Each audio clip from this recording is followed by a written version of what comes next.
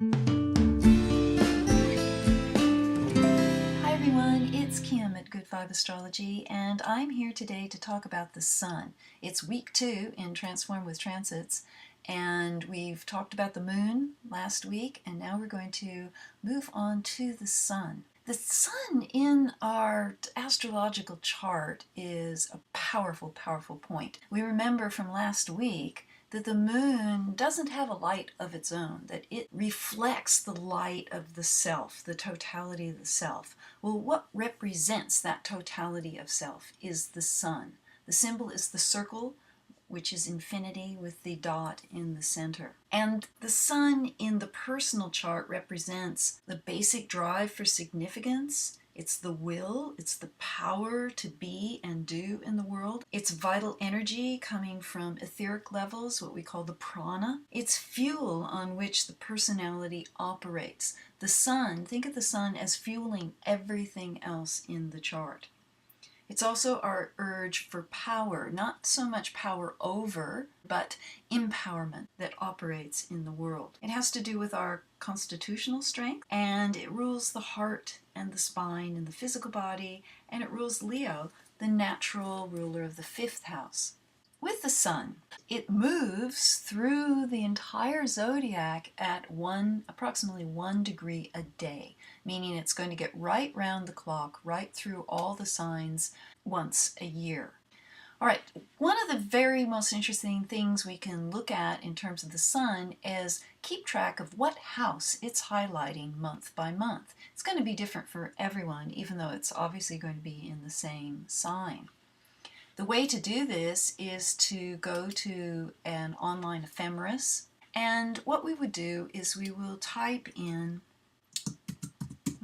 sun, and let's just look at the sun in May, and this is just set up for Greenwich Mean Time, and 1 day. We're going to get something that looks like this.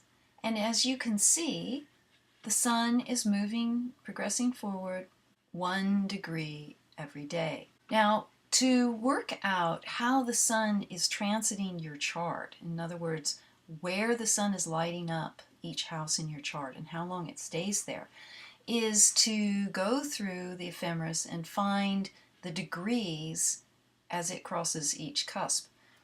Let me just, it sounds confusing, but it's really simple. If we look at our astro clock, we can see that the cusp of the 9th house is 12 degrees of Taurus. So we can look here and spot 12 degrees of Taurus, and we know that May 3rd, the sun moved into 12 degrees of Taurus. So if this was our natal chart, the sun would enter the 9th house on the 3rd of May. The midheaven is 8 degrees of Gemini. And if we move forward along here and find 8 degrees of Gemini, we see it's May 30th. So we know right away that between May 3rd and May 30th, we have the sun in the 9th house. And that's pretty much going to be true every year of your life. It will fluctuate minutely, maybe by a day or so over the course of the decades, but basically May 3rd to 30th, you've got sun in the 9th. That means the sun's going to light up the 9th house, and all kinds of 9th house things that are ruled by the 9th house are going to come to the foreground because they're highlighted, they're spotlighted by the sun, they're warmed up there. If you have planets there, they're going to light up. And we know that the 9th house is about exploring new horizons, explorations into the unknown, doing things, whether physically or mentally or spiritually, that we've never done before, going new places in the mind, body, spirit. And during that time, between the 3rd of May and 30th, that's your peak time for amplifying that area of life. Okay, I'll just mention now, one of the best ways that you can get in touch with what the transiting sun is doing for you and how you can leverage this empowering energy is to go through your chart and create a calendar based on how the sun is transiting.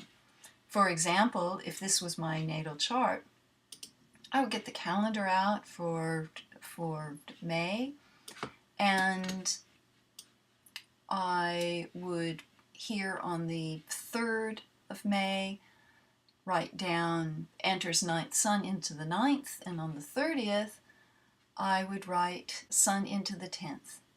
And if you do this for every month, you will very easily tune in to what's going on with the sun and what's being highlighted. And I can get the most out of the energy that the sun represents by being in alignment with where it is in the chart. Okay, the other things that you might want to plot on your calendar and keep track of are the eclipses. We talked about this in the tutorial about the moon. For example, we had the solar eclipse at 8 degrees of Taurus just recently. We would plot that here. We would write 8 degrees of Taurus out here in the margin of the outside of the wheel. And you may also want to plot those into your calendar. All right, I want to give you 2 more quick examples of how we use the sun by transit. It's similar to what we were talking about the moon. Number 1 is the solar return chart, which is a chart done for the moment the sun returns to the exact position of birth. The other way to engage with the sun is looking at progressions. And if we remember, the progressions are looking at the chart as moving forward a day for a year. So these are the ways, by progression and solar return and looking at the sun as it transits through the houses and lights up, house by house, our entire chart over the course of the year can support you in all your deliberate creation and becoming more of what you're meant to be and everything that you're capable of being. Okay, that's it for today. We'll see you